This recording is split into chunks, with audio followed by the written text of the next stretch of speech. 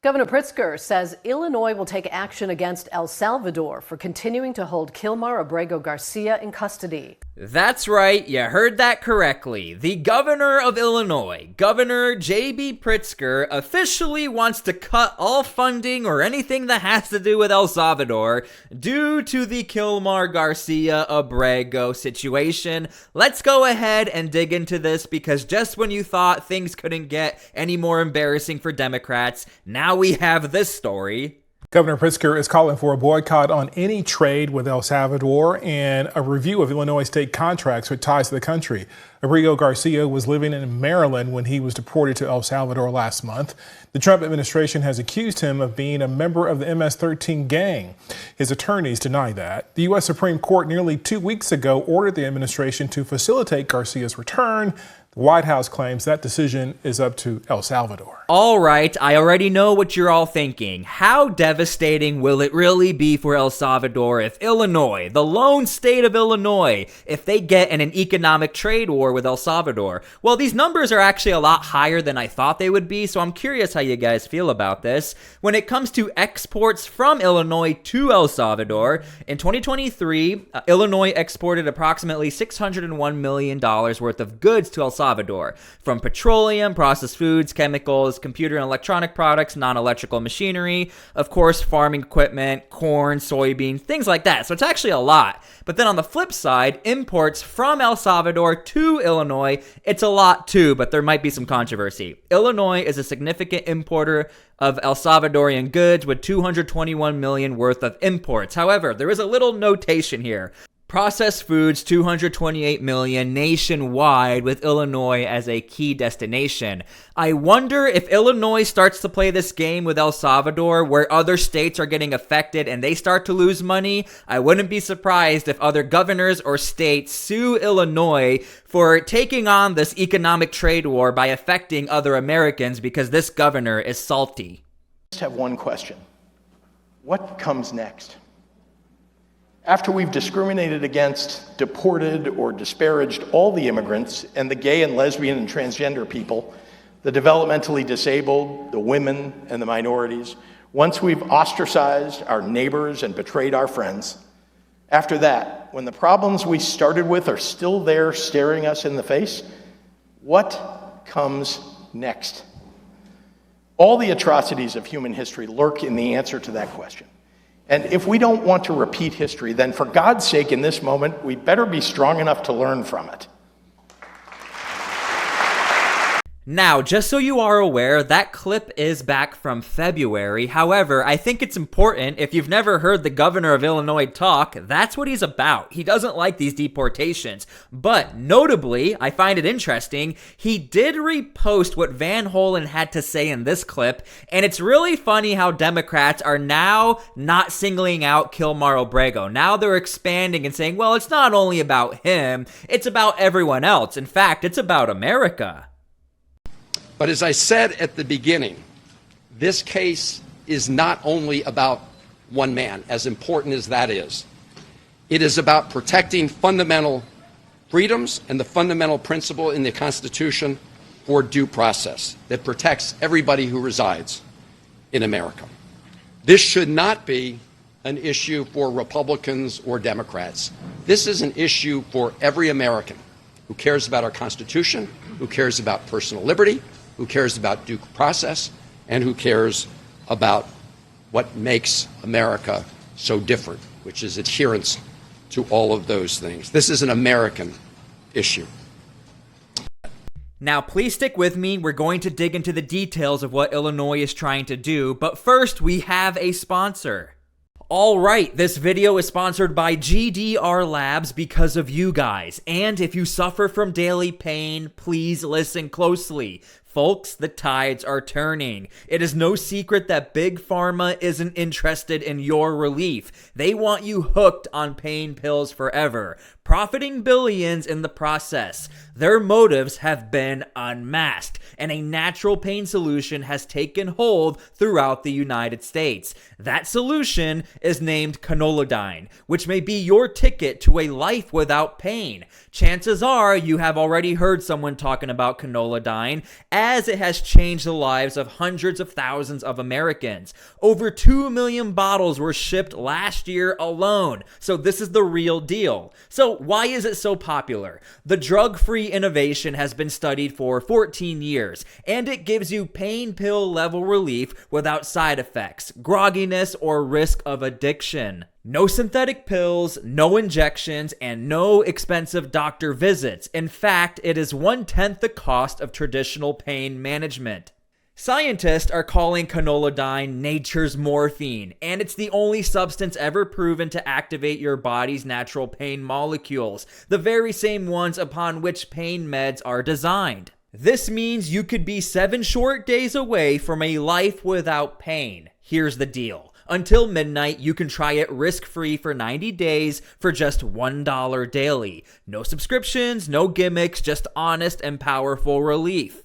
Remember, authentic Canoladine is only produced by one company in the world, GDR Labs, and every bottle is a small batch manufactured in Atlanta, Georgia. And thousands have vocalized their success with Canoladine. You could be next. But hurry, due to demand, this special pricing expires at midnight tonight. Try Canoladine for less than $1 per day. Go to www.trycono.com/T-SPLY, all capital letters. You can see it right on the video at the bottom of the screen, or click the link below this video. I'll have it in my description right for you guys at the top. Break free from Big Pharma. You have nothing to lose but your pain. What process do you think is still due an individual who 2 courts found had reasonable belief to believe he had an affiliation with MS-13, who his wife initially said had scratched her and caused a bruising on her body? What process would make you feel like the Constitution and our framers' understanding of it would be fulfilled? So, Laura, you and I can disagree on, this individual in particular. I'm not here to really advocate for one person. That needs to happen in court. No evidence has actually ever been presented. You went to El Salvador. Now you're saying it's not about him? Of course it's about him. Due process. You went to El Salvador for a political stunt, and now you're saying it's not about him. It is about this case. Laura, it is about the rule of law. This is a bipartisan issue. It transcends partisan politics. That's why a conservative-leaning Supreme Court has said that Donald Trump must facilitate the return of this individual. This is very dangerous. We are turning into an authoritarian country, and there are Americans from all across the political spectrum who are deeply concerned about this. So like I had mentioned before, you now have this change of tune of, well, I'm not only here for Mr. Kilmar, and by the way, that congresswoman was one of the 4 Democrats who did go down to El Salvador. Now you have the broader of the situation. Well, it's about the judicial system. It's about America. People in my state were telling me to do this. As you can see, we're shifting the goalpost a little bit. But anyway, back to this story. Illinois governor, you guys give me a lot of crap for adding an S to that. J.B. Pritsker announced the state will take punitive actions against the country of El Salvador for holding Kilmar Obrego Garcia in custody. Here's what he has to say. The United States Constitution guarantees due process. We are witnessing Donald Trump erode our fundamental constitutional rights in real time, and we must fight to restore the balance of power, said Pritsker. The state of Illinois will stand up for the rule of law and do everything in our power to stop the Trump administration from ripping apart our most basic rights. Okay, so here are the vague details of what exactly Illinois is trying to do to El Salvador. Pritsker has asked the Illinois State Board of Investment, the state university's retirement system, and the teachers' retirement system to review any investments in companies controlled by El Salvador with the purpose of withholding investments in those companies. So again, we have another Democrat trying to either tank their system, and as you saw, there's quite a lot of trade going on here. We saw this with Tesla stock when Tim Walz was trashing on Tesla, and then he had to apologize because a lot of people in his state they needed Tesla for their retirement funds. The governor is also directing the Illinois Department of Central Management Services to identify state contracts with companies controlled by El Salvador with the purpose of stopping them. So yeah, there you go. I mean, this is a real economic trade war. I'm going to be honest with you. I'm not an expert in this field of economy. I don't know the legality of this, because the issue is, I get it. If you're a lone state and you want to go to war with a country, that's fine. But what happens when you start to affect everyone else around you? You know, we're called the United States of America.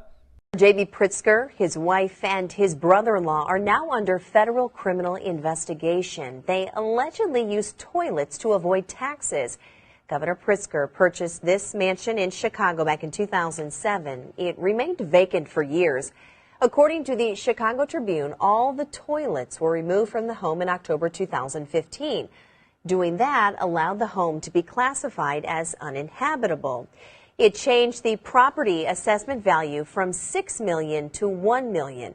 Pritsker profited about $330,000 between tax breaks and tax savings. Today, he maintained that he followed the rules.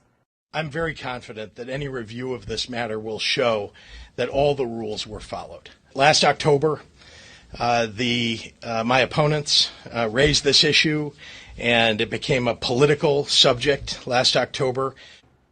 The governor says he has not been contacted by any law enforcement. Back in October, the governor pledged to repay. Now, I do have to be honest with you, not too many people are actually reporting this story, or it sort of seems like not too many people are even taking it that serious, because, again, we know that the governor of Illinois is pretty Democrat, as a Democrat, like way more left-leaning, not the biggest fan of Donald Trump, not the biggest fan of the Trump administration or the deportation. So this is like not the most surprising news. It's just the first of its kind where a state wants to go in a trade war over a man who's not an American citizen for his own members of state and America. That's why it's kind of a weird story to even report or even try to get an accurate storyline. But again, this is all we know right now, so this is all we got. I don't want to speculate too much. We don't even know if Illinois can even go through with this, or how much money they're actually going to lose by not having these investments, because I'm going to be honest with you, I didn't know they had such a significant trade with El Salvador. So let me know what you guys think. Let me know how you guys feel about this. We have a lot more work to do. More and more stories are being uncovered about this particular topic with Kilmar, more going on about his past. So yeah, there's a lot more work to do. Thank you guys for everything. Go check out our sponsor. They're awesome. Thank you. God bless, and we'll see you all later.